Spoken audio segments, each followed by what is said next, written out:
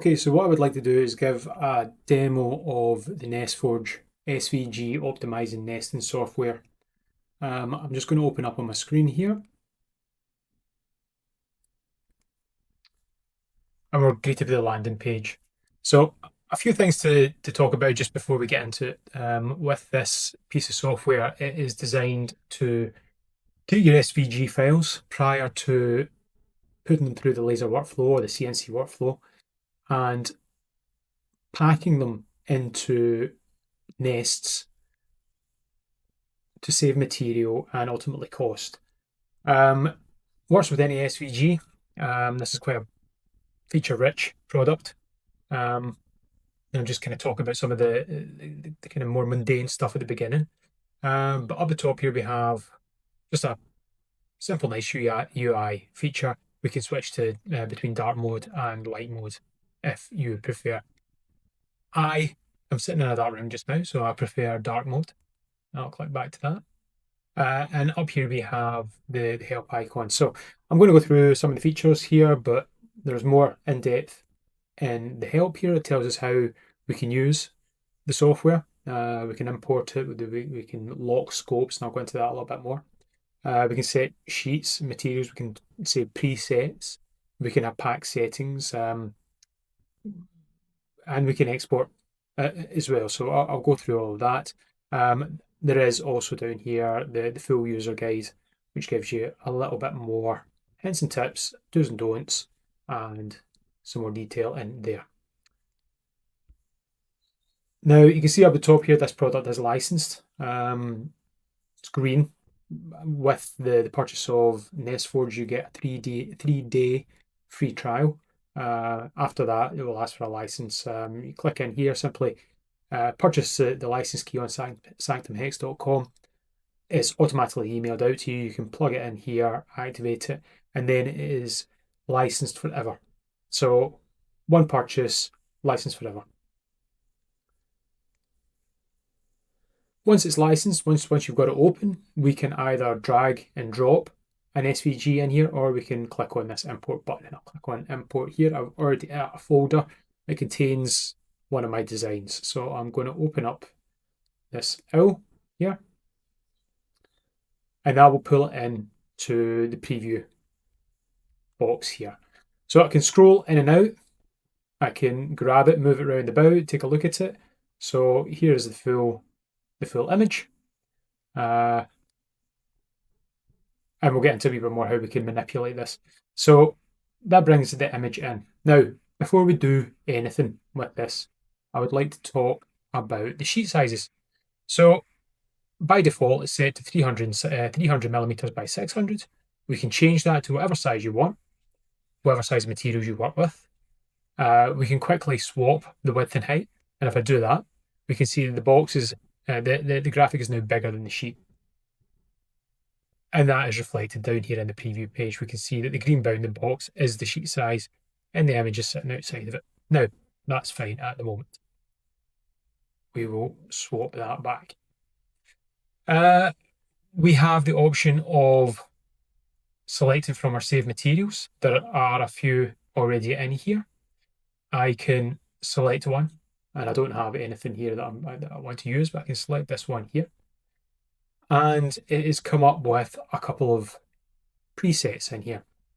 So it's got a material cost for that sheet of material, the default spacing that we would like between the parts, and also a kerf setting. And that's the distance over and above your final size. So when you're cutting with a laser, it has a width to it, which can take away from your final size. And if you're inlaying graphics, you want a snugger fit, you can increase that very slightly. 0.1 usually works quite well. You can make that as big or as small as you want. You can go negative, whatever you like. So with that material, we can edit it. We can edit these settings, or we can add our own material. So let's add a material here. So I'm going to say black sheet, 300 millimeters by 600, 3mm. We've already got our width and height defaulted there. You can set them as you need. You can set our thickness. A handy thing here is the part number. So if you buy your materials from the same supplier each time, you can plug your part number in there, and then you know exactly what material you're using for that nesting. And then the cost per sheet. So it may be £15. We can set our default spacing. Let's whack that up to 1.5, and our kerf is going to be 0.1. And we can save that. Now, if we find that we've made an error, we can edit that. We can go back in there. We can change these settings again. So with our material set up, we then move on to processing the part. So we can see here that our image is OWL SVG. We have our material set, and we have the width and height. We also have the layers. Now, the way I have set up this file is that each color has its own layer. And that's quite useful in this setting. Now, I can say all entire SVG. I can lock that setting. I can lock the selected layers so that my nesting will take that entire image as it is and generate a cut file for it. However, the way I also set this up is I have a keyhole in this graphic, as you can see there. Now, I don't necessarily want to cut this keyhole out because that is going to be on the base of the file.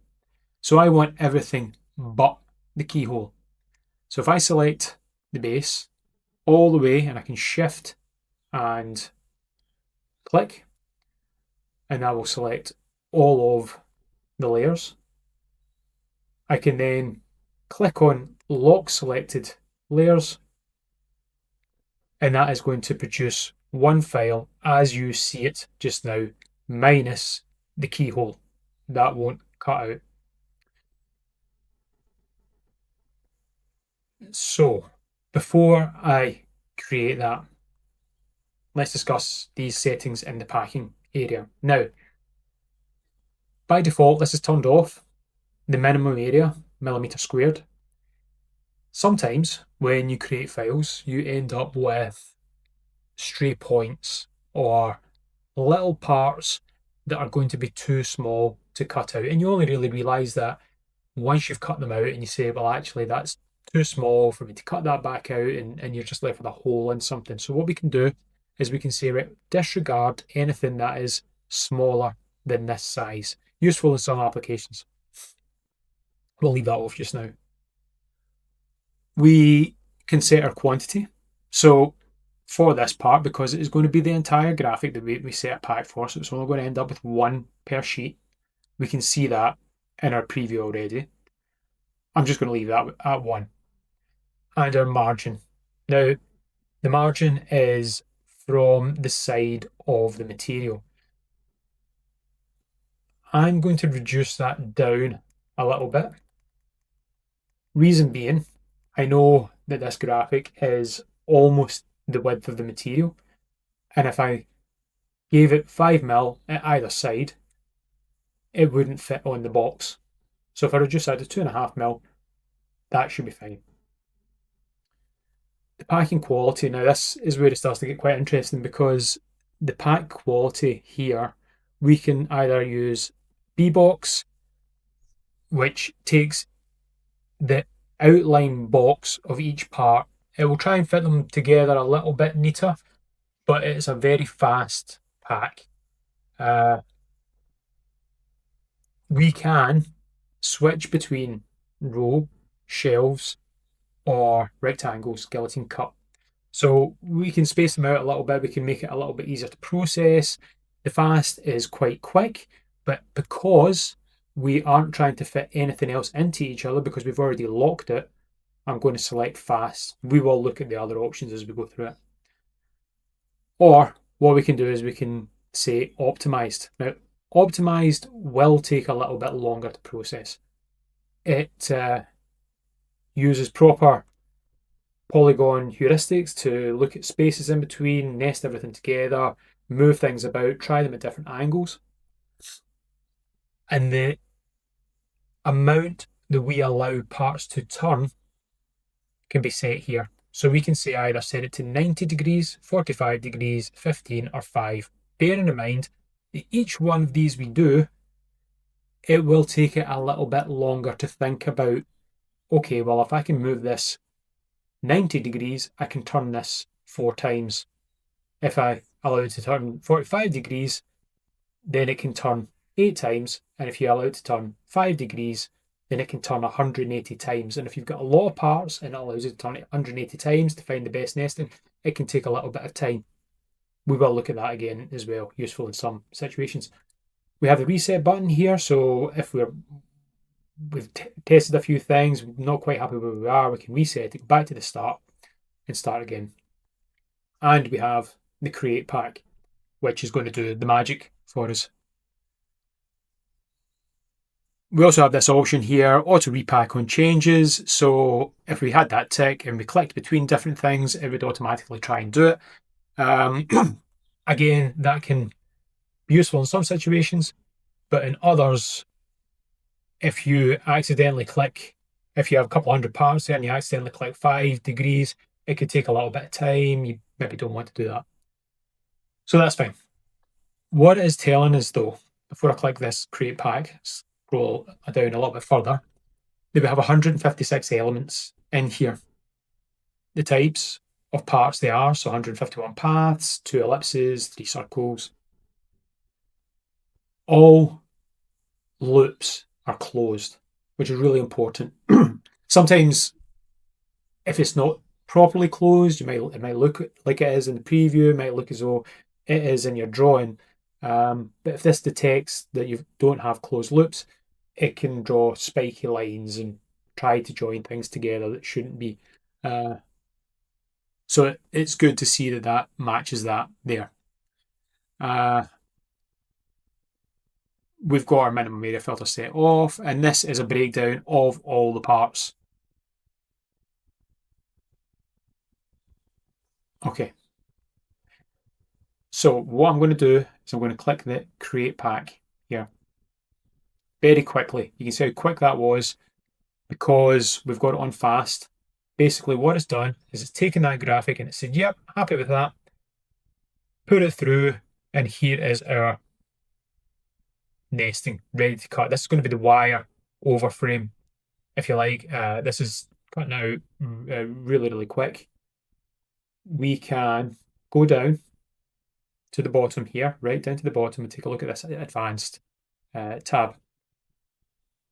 A couple of settings in here, validate overlaps, and if we do get any issues, we can click on the show strict validated overlay. That would drop a red box round about where things aren't quite right. But we don't have any overlaps just now. We're happy with that. We can change the line color if purple's not your thing and you want to select whatever color you want. We can quite easily do that. And we have our analysis here. So packed, one part placed across one sheet. It thinks that we've got one part now because we logged it all. We have our sheet and the material used. So it's used 92.185% of that sheet of the black acrylic, which costs £15. So the estimated cost is £13.83. Now we know we're probably not going to get much out of the rest of that sheet. We might be able to use the spaces down the side here, so you may get some additional parts out of there. But if you're trying to cost this job up, we can see at the very start you're going to use £13.83 of material to cut this one apart. And we have our spaces that we say we've got no overlaps, and our spacing and our curve are set. So Come back up here, you can actually see that I clicked on that to change the line color and it's changed to green, which maybe makes that stand out a little bit better. So once our pack is created, we can export that. Go straight back to the folder that we brought the file in from, and it is given it a name here. So owl base plus 6 on a 300 by 600 sheet, one piece, the date and the time. As an SVG, we can save that in there, and that is done. But I want to go through the rest of the graphic. So it is reset it back to the original. And this time, I want to cut out the base and the keyhole. So if I select the keyhole, we can see that it is selected the keyhole part there. And I will control and click on the base. And that gives us the outside and the keyhole. So this is going to be the back plate of the graphic. Again, very, very quickly. I don't need to go through any of these settings. I'm pretty happy that everyone's going to be okay. And I'm just going to say create pack. So there we go. We can see that it has created the outside shape, the keyhole, and these circles, which were on the first one as well, I use for registration. So I would cut that out, use them to register the graphic as I'm lining it up. And I'm going to export this pack. And we can see this is the keyhole +1. And I'm going to save that. Good. Now, as it comes to the slightly more exciting part. So I would like to cut the purple parts out now. All these feathers and the bits in the middle here. Yep. So I am going to select purple layer. We can see that it has only picked up all the purple parts because that's all the parts that were on that layer. I know it does look quite blue there. I think that was actually the colour I ended up using. But initially it was going to be purple. So we could create the pack just now, and I will click the button. So we're still on locked, and I'm going to click the button create pack. Oh, now what it's done is it's just given us all of these parts in the same shape as the drawing. Not very economic on material. So let's reset that. Not good. Let's reset that. And again, up here, I'm going to select on purple, but this time I'm going to turn off the lock selected layers on single composite. And I'm going to click the create pack again. I'm still just going to use the fast B box. I'm going to say, yep, rows widest first and create the pack. And we can see there that it has put everything onto one sheet. Now, it's decided in this instance to go from left to right using the width of the material. We might want it up the top here and we can look at that. But it is using 22.605% of a sheet.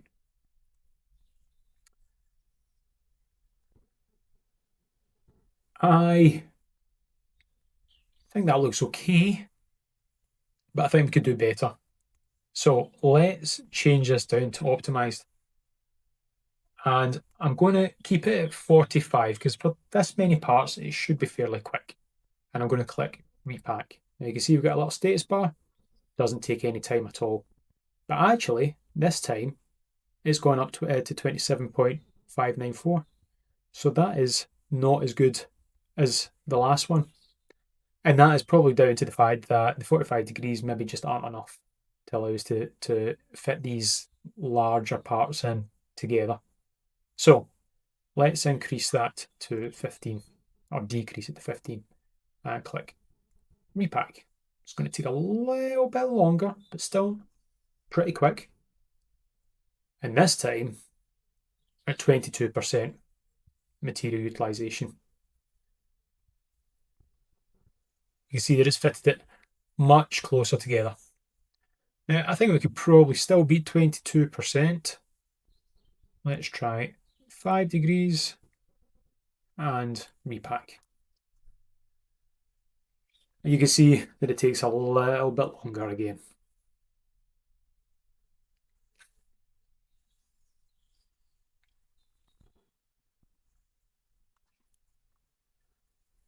And we're at 21%, 268. So yeah, that's not a bad nesting. But the beauty of this is maybe I want to cut out 2 or 3 of these at the same time. So actually what I'm going to do is I'm just going to say I want 3 copies, 5-degree rotation step, optimize concavity, yep, repack. Now it's telling us here, optimized pack can take a while for 159 items. Suggested that we run it at 45 degrees. So I can say okay, and it would do that. I'm just going to say cancel, let it run, because it's not actually going to take that long. So remember, for one nest, it was 21.268. For a quantity of 3,